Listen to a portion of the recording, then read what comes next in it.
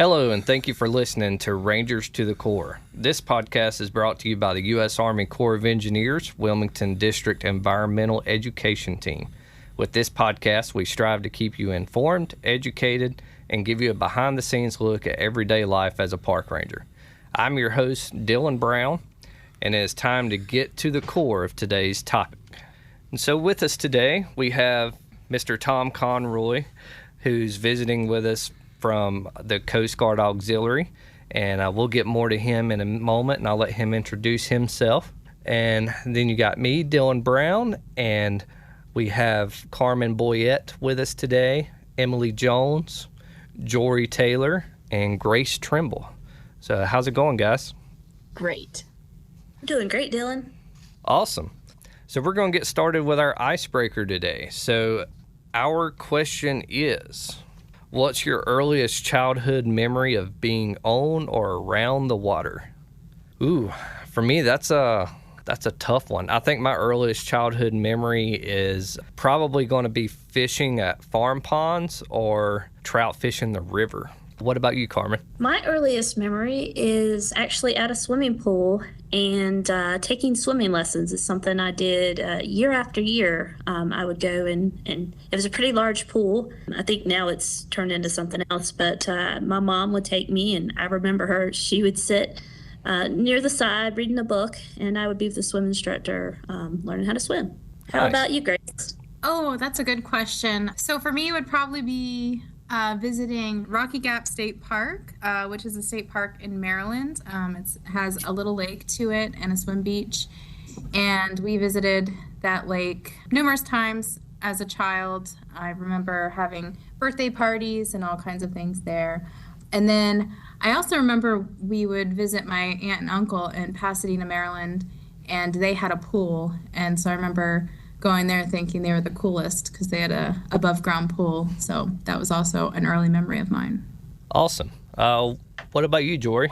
I like this question, and mine's a little different, I guess, than everyone else's. But my earliest memory was at my home where I grew up, and there was a little mountain stream that ran past our house that was full of salamanders and crawdads, and my brother spent as many hours of the day as we could in that little stream, and a very fond memory.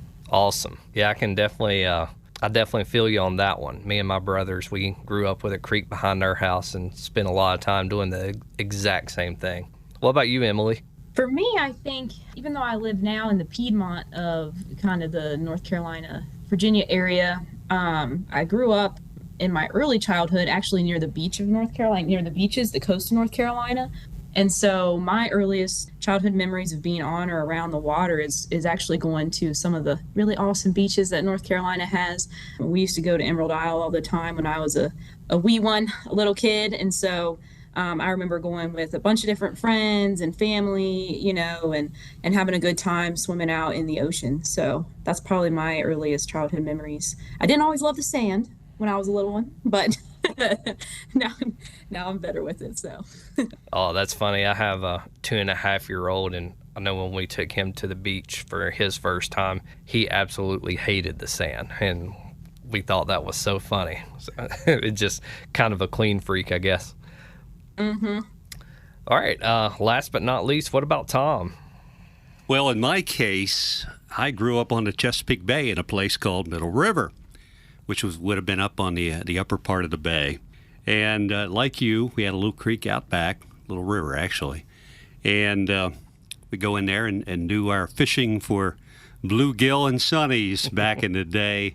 It took an awful lot of those bluegill and sunnies to fill up the frying pan. But I bet. that was a great time. And I remember going in the water a lot of times as a kid and feeling this nibbling on my feet. Did you ever do that and find out it's a little crab or something going after your toes? Yeah. Mm-hmm. Yeah. They all know. Oh, yeah. Well, that's awesome. So that's a pretty good icebreaker for today. That's a great question, too. I really like that one. For our audience listening, if you want to leave your first memory in the comments on the podcast, that'd be awesome. Maybe we'll have a few that we can read off on the next podcast. I think that'd be really cool. Let's get to the core of today's topic, and I'll turn it over to Emily. She's going to get us started there. Awesome. Thank you, Dylan. So for this month, July, for our podcast, we are kind of focusing actually on basically all of the different uniforms and people working or volunteering at our lake projects that help keep things operating smoothly and all encourage safety. And so our weekly podcasts are going to be broken down, talking a little bit more about some of those different managing agencies and partners, depending on which lake you visit. So many times when folks come to our lake projects here in the Wilmington district, you might see us, federal park rangers with the U.S. Army Corps of Engineers wearing our uniforms, but you also might see some other different managing agencies and partners. And it can be kind of confusing if you just take a quick look at our uniforms, because they actually almost all look very similar and very general color scheme. I know for myself, I get asked a lot, are you a game warden? Are you the conservation police? And are you going to check my fishing license? And we're going to kind of get into all of that coming up, in this episode, as well as all of our other episodes this month. So all of our partner agencies and organizations that work around all of our lake projects, although we wear similar uniforms, we do different things, but we all work to promote safety both on and off the water. Now, our one common partner that we have at every single one of our lake projects here in the Wilmington district is our U.S. Coast Guard auxiliary groups. And so that is this longer episode this month is going to be interviewing Tom on the podcast and talking to him more about what the U.S. Coast Guard auxiliary groups do on our lake projects, why they're there, and all of that fun stuff. So, but make sure you listen to our other podcasts this month, because we will talk about some of those other agencies and uniforms you'll see in and around our lakes. So stay tuned.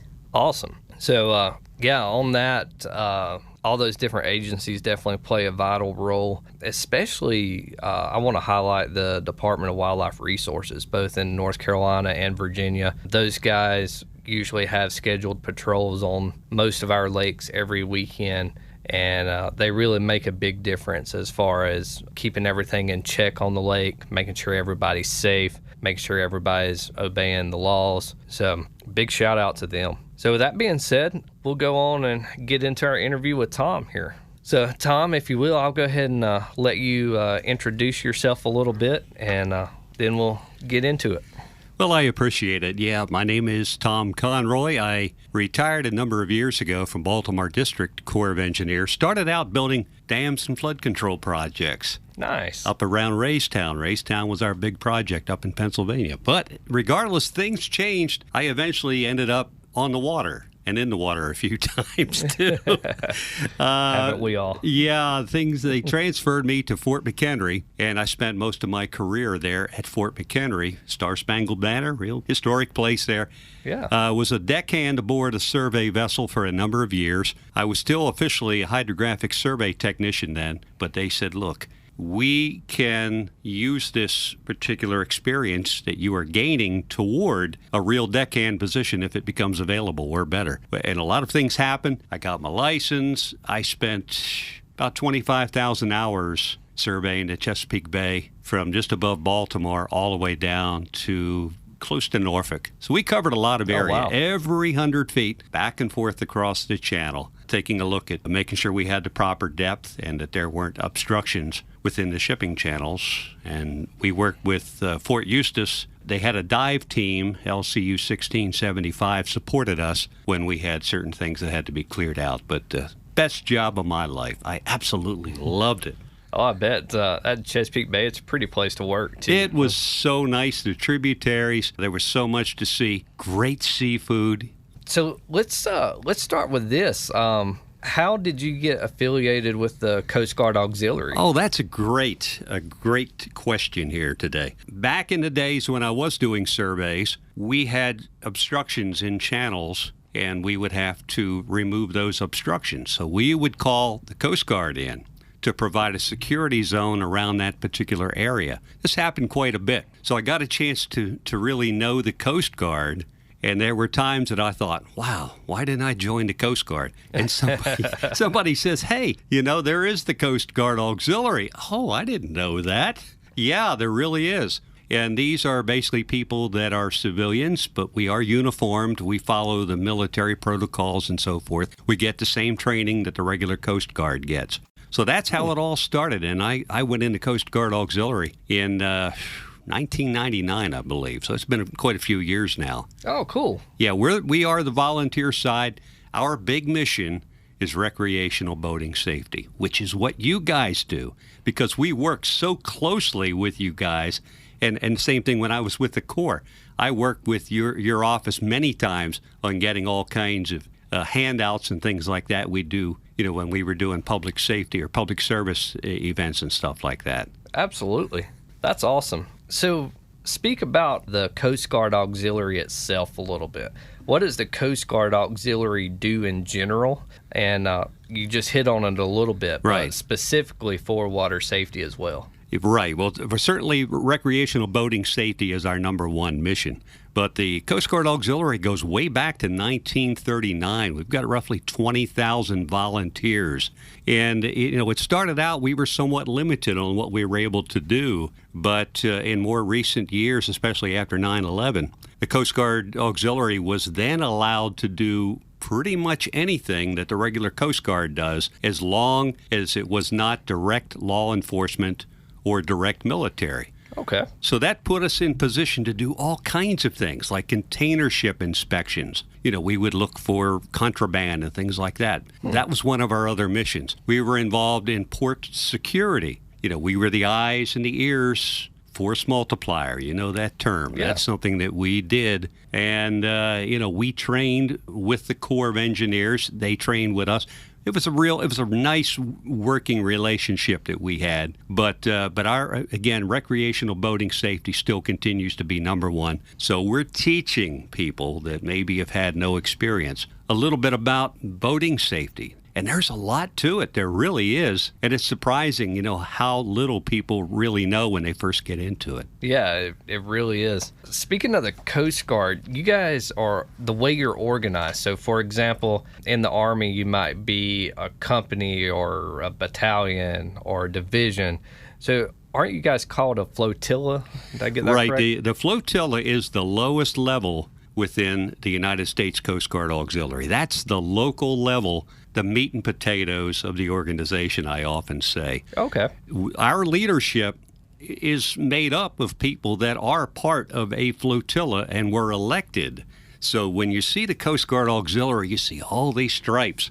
And yeah, when you go on base, that's probably pretty impressive, but we do not salute one another. We earn those stripes based on the office that we hold. Okay. So that's how it all works. But we're not truly military. So I have to make that very, very clear. Yeah. We work very closely with the regular Coast Guard. I absolutely love it. They respect us. We obviously learn and respect them as well. Awesome. So that's very interesting. You've already taught me more than I knew about the Coast Guard Auxiliary. So as far as locally, what kind of events do you hold at local lakes? At local lakes, we're usually involved in recreational things like vessel examinations. That's a big thing. Going through a vessel, making sure you have all the federally required safety equipment. That's what you guys also do, I'm sure. Oh, yeah. So that's very important. We have a couple of other programs where we go around to schools and we entertain and teach the kids all at the same time. We haven't done that in a while, but that's something that I think we need to eventually get back to doing more so of. The boating safety class is very thorough, very, very in-depth. And I tell people all the time, if you're a recreational person on the water, you're not doing this every day. You guys, you're on the water a couple times a week probably, most of the Corps people. So you gain that experience, you retain that experience. Right. But even though you may take a course, I think it's a great idea about every 2 or 3 years. Go through it again. It isn't going to hurt you to do that, and you may even learn a few things. Oh, yeah, for sure. I mean, especially that, you can do it online for free, if nothing else, just as a memory refresher. So, yeah, absolutely. I was actually sitting in a class just over this past weekend. Learned something new that I didn't know about this, but if you have a fire extinguisher in your vessel, the new laws now require that they be disposed of after 12 years. They'll usually be somewhere on there. Could be on the bottom of the fire extinguisher. There will be a date code. It may even be on the label. They haven't standardized this. But if they're more than 12 years old, goodbye, get yourself a new one. All right, so y'all make sure you check your fire extinguishers out there. Yeah. All right, very good. So what does the Coast Guard Auxiliary do, like, nationwide? Do they do anything else across the nation that differs from what your flotilla does here locally? I would say probably not. We do everything related to recreational boating safety. That is, again, the primary mission that we do. But we do radio watch at Coast Guard facilities, for instance. Oh, cool. Like I say, some of the commercial vessel inspections. We often sit in when professional mariners are working to get their license. So we're there as license examiners at the same time. We're basically just trying to make it a little easier for the U.S. Coast Guard. With, as you know, they have a very limited number of men and women in there. I'm thinking about 40-some thousand. I mean, I think the police department in New York has more than that. Wow. Yeah, Yeah. I know their numbers are pretty low. I'm not sure exactly what they are. That'd be a fun little stat to look up. But yeah, that's a great point. So having that auxiliary is a huge plus as far as just having more eyes and ears out there go. Oh, it absolutely is true. And as I said, so many missions that the Coast Guard does counts on us to help them out to make their job a little bit easier. We really come from a lot of different backgrounds, and I encourage anybody, if you're 17 or older, you've got a nice clean record, you'll go through a security check and so forth, and you'll get basically qualified, and you also can become part of the U.S. Coast Guard Auxiliary and support the Coast Guard. I mean, it's fabulous. Life-saving. I forgot to say it. Obviously, life-saving is what we do. We're also out there doing patrols on all the waterways, including the lakes and so forth. Things happen. We're the ones to pull people out of the water and try to save lives. I mean, that is such a big thing. Oh, yeah, and some of those bodies of water are so big, if you're waiting for somebody on land to react to you, I mean, you're looking at several minutes, and if you got people out there patrolling that's already on the water, whether it be a uniformed agency or something like an auxiliary, that's a huge plus. Yeah, we work so closely in training with the Coast Guard so that we have the skills that they have. The only advantage they have for us, obviously, is most of the Coast Guard people are much younger than we are, so they can do the physical things, whereas we have to be a little bit more careful. We have our limitations, too, because of our age. Of course. I wish we had more young auxiliarists, but, that could change in time. Oh, yeah, for sure. So let's get into some of the water safety. So what is your opinion on causes for most water accidents? Drinking. Okay. Alcohol is a bad mix on the water. It really is. You've got the heat, you've got the wave action. It will wear you down under the best of situations.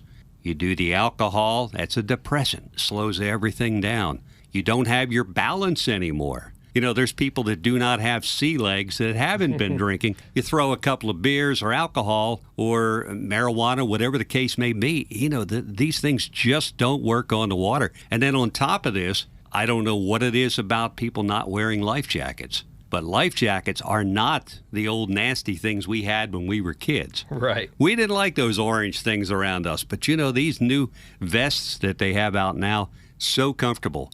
Inflatables. You don't even know you have them on. They have special ones now. Say you're a hunter or maybe you're out on the water, flotation jackets. Yep. You guys wear those too. These are all great because they provide not only protection from hypothermia, but they keep you alive, keep you above the water. We're not fish. We need to be above the water. We need that oxygen. Right. So awesome. So you kind of hit on my next part of the question there is what can people do to prevent boating accidents?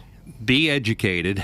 I think that's probably number one. You have to know the basic right-of-way rules. Yes. You have to have the proper equipment aboard your vessel, and you have to know how to use that. I mean, that's so important. And I say again, wear life jackets. Things happen so quickly on the water. You don't have time to go grabbing for a life jacket when there's been an impact of something because of loss of situational awareness.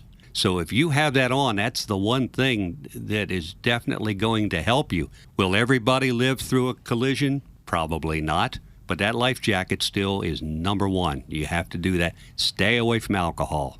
Absolutely. Yeah, it's summertime in general with alcohol don't mix, the way it dehydrates you, and then Right. you couple that with being on the water, and as you said earlier, the sea legs, being on a boat, experiencing that motion while intoxicated on top of everything else, it's definitely a multiplier for the effects. It really is. And you mentioned, having enough fluids. Okay, you say, all right, we won't do beer, we'll do sweet tea. Here in the South, we love our sweet tea. Well, and we love our Pepsis and Cokes and Colas and caffeinated this and that. Well, the problem, those things are diuretics. Right. And diuretics, you know what happens there. You lose your body fluids as a result, and then you get yourself dehydrated out there, and you have more trouble. Absolutely. I know I've tried to swim dehydrated before, and it's horrible. If you've never experienced that, I don't wish it on anyone, but it's quite the experience. It's very, very uncomfortable. Yes, it is. And I tell people, too, before you go out, file what we call a float plan. Real simple thing. I know that sounds like a big deal. Float plan. What are they talking about? Well, it's real simple. You tell your friends or your family, say, hey, look, we're going to go out on the water. We will be in this particular vessel. Here's who's going to be with me. Here's where we're planning on transiting. And here's the time we expect to be back. Call us if we're not back. You have to do that, because if something does happen, it makes it a lot easier for the first responders that are coming to try to find you, because they'll have some idea what your plans were. Yeah, absolutely. That's great. I know as far as at work goes, anytime we go out on a vessel patrol out on the lake, there's a float plan done, or at least supposed to be a float plan done, for the exact same reason. So that's a good practice for everybody to have, for sure. It is. It's absolutely so important. And there's so many other things. You hear of these catastrophes where people's boats blow up. Most of the time, they're cabin cruisers. Not always, but many times. And I can't stress that enough, is when you get fuel, make sure you run your blower for 10 minutes or so before you get underway. And open up the hatch, use the nose. I know they have all the fancy electronics that are supposed to do the sniffing for you. I still believe the nose, unless you have sinus issues, is probably your best bet. So don't ever start a boat if you smell fumes. Absolutely. I mean, and a fiberglass boat will go up so quickly. So what is the main thing you want the audience to know about the Coast Guard Auxiliary? Well, the key thing is, again, that we are there to serve the public. We're volunteers. We love boating safety. We enjoy being on the water just like you do, but we want to see you come back in one piece. We want safety. I mean, that's what it's all about. Education. And as I say, serving your country. That's what it's all about. So speaking of that, how can one get involved with the Coast Guard Auxiliary, and what are the requirements for getting involved? Be at least age 17. You have to have a clean record for sure. cgaux.org, I believe, is the website where you can go. You can actually look in there. It'll have an area where you put in your zip code, and you can find a local flotilla right there. Oh, nice. So, once you make that contact, they will be in touch with you and help walk you through, mentor you through all of the different programs that you have to go through. You have all your basic training that's required before you become a member. It's not difficult. It's done online. Yeah, join the Coast Guard Auxiliary. You'll like the camaraderie that we have. We come in from all kinds of different walks of life. It's amazing, the professional people that are in the auxiliary. But we've all come from different fields. And boy, that's what makes it such a great organization. Oh, that is interesting. It really is. There's a lot of experience that we can fall back on. And, we've seen some people that have decided, okay, I'm going to do radio watch. Other people go for the boat crew program, whether you're one that is a crew or the coxswain. Other people are involved in helping the Coast Guard at the different stations. A very rewarding qualification is to be in food service, where you can serve aboard a ship, possibly at a Coast Guard station or different events. It's very rewarding, very nice that we're able to help the Coast Guard out in that way, too. So it's really cool. And then education in vessel examinations. Does anyone else have any questions for Tom they're burning to know? I have a question. Tom, you've talked about so many amazing things and water safety tips for everybody. I was wondering if you have any water safety tips, not just for people operating a motorboat of some sort, but also those who might be in kayaks or canoes or stand-up paddle boards. Not everybody always thinks about how those are vessels as well, and we got to have everybody being safe on the water. Emily, you were so right there. I would say with those, one of my thoughts is make sure you find a life jacket or a PFD that is going to work for you, because they've got great PFDs just for paddling, canoeing and stuff like that now. These great big, you don't want a Type 1 like you use on the ocean while you're out there canoeing. Right. But they've got such comfortable ones right now. Get yourself a good life jacket and still, as I say, know the basic rules of the road, because there will be people out there that do not know the rules. And sometimes, you're going to be in a tough situation. It's like, what do I do to get out of this? Yeah, one of the biggest ones I would say for paddle sports as well, that's very, very important, is knowing how to upright a vessel by yourself. Excellent. Excellent. That's a big one as far as, especially in cold conditions, you're looking at hypothermia if you need to get back to shore quickly. If you don't have the strength or the knowledge of that fulcrum point inside that vessel and the technique you need to use to upright it in the water, that's definitely something you need to practice at like a shallow part of a lake or something like that to make sure that you have that down. I am so glad you brought that up. And it brings me to a point that happened to me a couple of years ago. I was out on Smith Mountain Lake in Virginia, and I had my son with me. We were on a PWC, a jet ski, and I was trying to pull something out of the water that had fallen over, and we were, just sitting there at idle. And boy, that jet ski rolled over really easy. Yeah, we were both in the water. My son was just calling me every name imaginable. But we had our life jackets on, so it's like, we're just kind of bobbing along here. This is fun. The water feels good. It doesn't always feel good, as you say, when it's hypothermia, when it's cold. But there is, on the back of a jet ski, there's usually an arrow on the back, which will tell you the direction that you need to roll that thing to get it upright. So if you know that, you get on the proper side of that vessel, reach over, there's usually a place somewhere underneath there that you can grab at the keel, and that boat will roll right back over again, and then you get back on it from the stern. Oh, that's great. Yeah, and it works. It works beautifully. Well, that's good.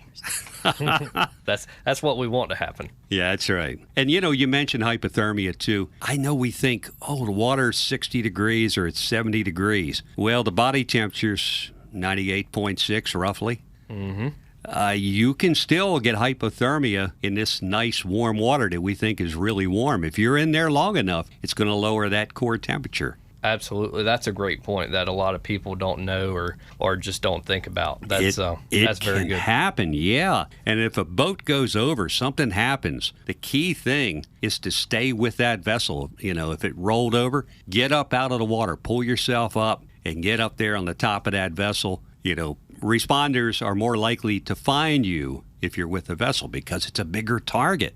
And other people on the lake can see you. So absolutely, right. And we have all these great tools now that you can use. SOS now used to be flares. Everybody used flares. Not many people are doing flares anymore, but they have these new battery-operated SOS devices now, and they flash. Yep. And those things are cool. You have your great big orange day signal that you can lay over your vessel or lay over your head as long as you can breathe.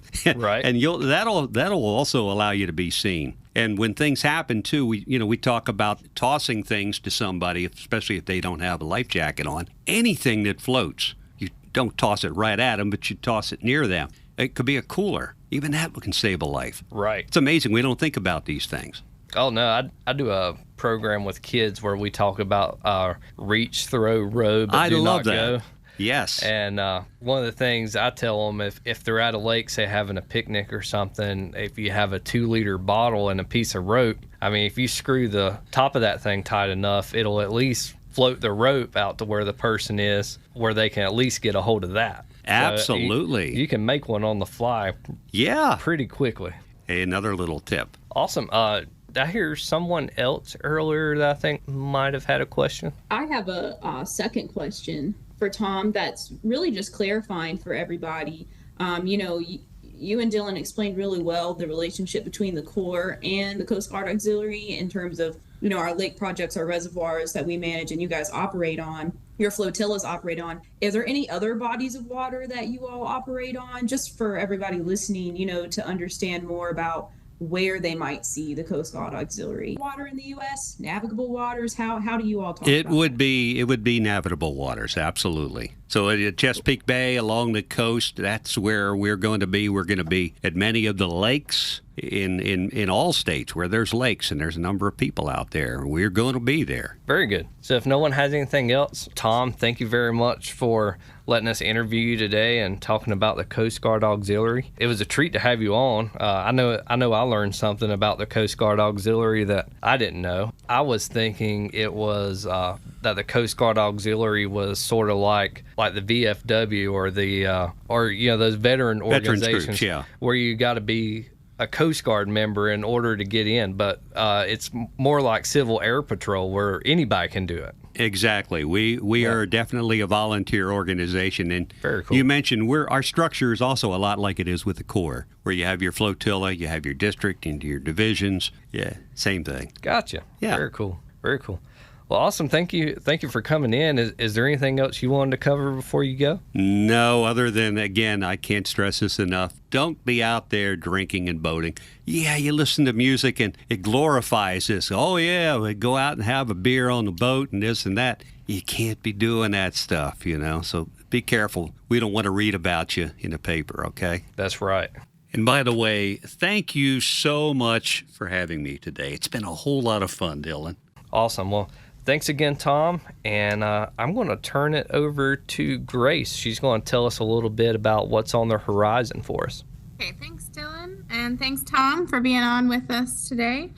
So we are going to wrap up this podcast by talking a little bit about what we have going on in the near future.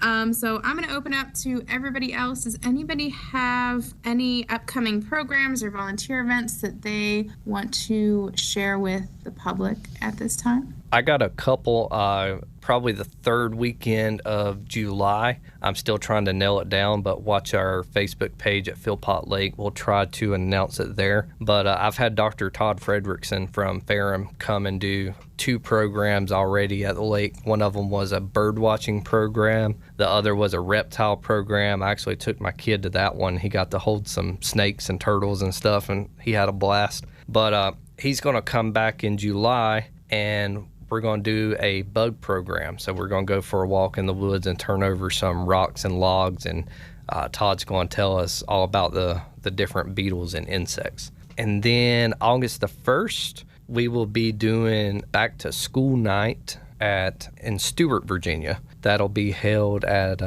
D. Hart Park there in Stewart. The Sheriff's Department, Patrick County Sheriff's Department, called and invited us out to that. So we're going to be there trying to have some things for the kids to do, have our water safety handouts and that sort of thing. So come see us.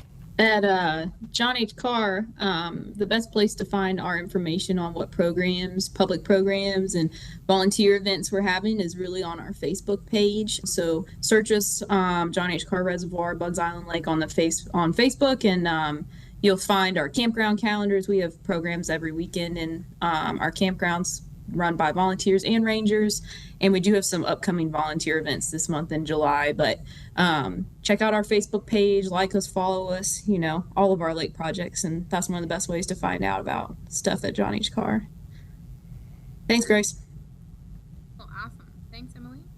And also, this is kind of a reminder that we are calling for videographers to enter the 2023 Life Jacket Video Contest, which is coming up. The deadline for that is September 8th.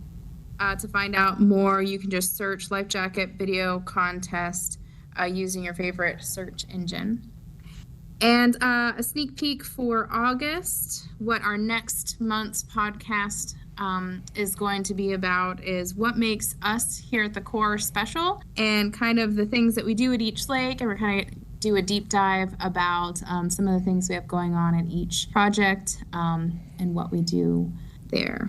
And a fun fact or tip for environmental education that I want to share is World Ranger Day is July 31st. So that is an annual thing every year. It's always on July 31st, and it's kind of a day set aside to recognize park rangers around the world, meant to honor those who dedicate their lives to protecting wildlife, habitats, and natural resources. And these are, park rangers, we know what a park ranger does with the Corps, but there's park rangers all over the world that do, very vastly different things than what we do.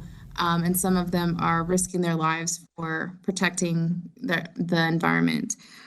So it's also a way to spread awareness of conservation issues that's happening all around the world, from habitat loss, environment destruction, and climate change. So July 31st, World Ranger Day. And I'm going to turn it back to Dylan. Awesome. Thank you very much.